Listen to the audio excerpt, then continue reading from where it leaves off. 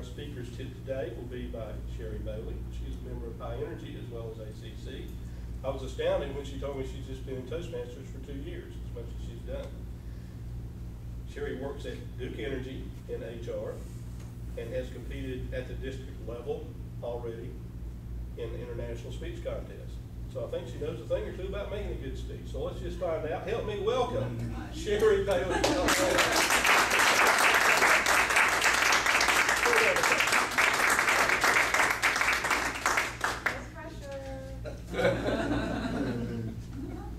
So I signed up for the speaker's tip last night, at the last minute, and thought I should do a little research, but I do have some of my own personal research that went into this. And so what I'm going to talk to you about today is know your audience, right? So how many of you have actually given speeches outside of Toastmasters?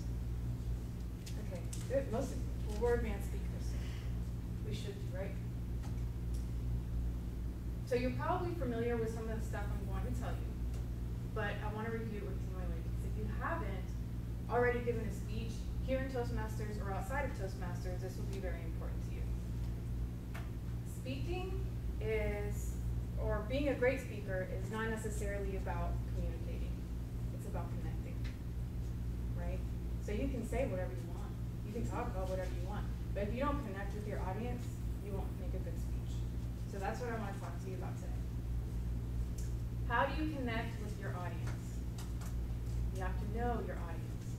So there's a few things that I want to share with you that I found online last night, and I can relate to these things. I actually speak quite a bit in my current job. I'm a trainer. And so the first thing you need to know is the age group, right? So speaking to a group of 20-year-olds and speaking to a group of 50, 60, or 70-year-olds is probably very different.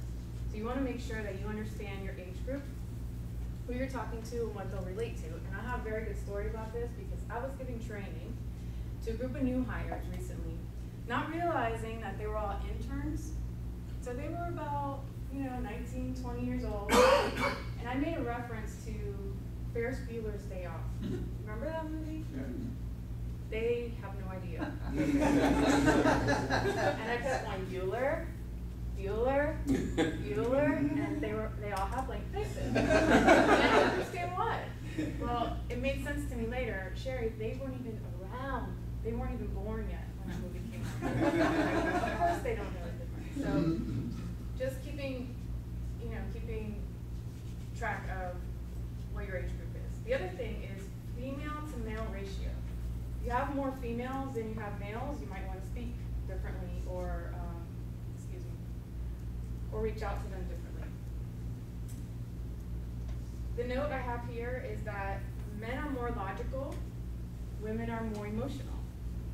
And it's like, a friend of mine told me, it's like when you're trying to sell a car, you would sell it differently to a female than you would to a male, right? Because a male's interested in the engine, and the fuel injection, whatever that is, right? They're into all that. And the women are more into, well, what color is it? Does it have leather? Is it cloth? What's all the elegance that goes behind that, right? So we have to focus on that as well. One other thing is profession and education. So is there or is there not a difference between speaking to a group of kindergartners or speaking to a group of CEOs? There's difference. Well. Okay, well. I thought I might get that response, but really there is. The education levels, you'd want to speak to them a little bit differently, and you want your message to be a little bit different. So you have to think about that as well.